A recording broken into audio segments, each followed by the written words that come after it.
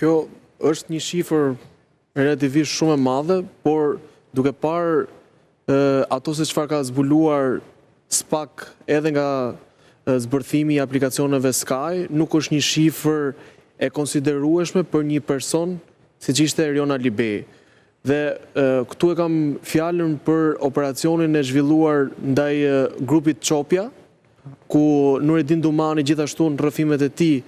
ka treguar lidhje me këtë grup,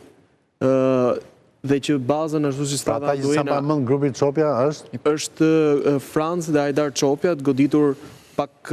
muaj më parë. Në Bradashe është ekzekutuar. Të cilët në Elbasan, të cilët akuzohen për vrasjen e vëllait Erion Alibejt, dhe pikërisht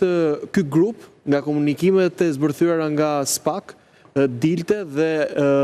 rezultoi që kishte dhënë 500.000 euro për eliminimin e një personazhi të ekzekutuar vite më parë, Klevis Kaplani, që për nga pesha kriminale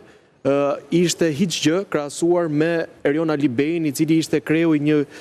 grupi kriminal. Në rast se bëhet fjalë për personat interesuar në nivelin e grupit Çopja, pavarësisht se Dumani është treguar i rezervuar për Porosicit,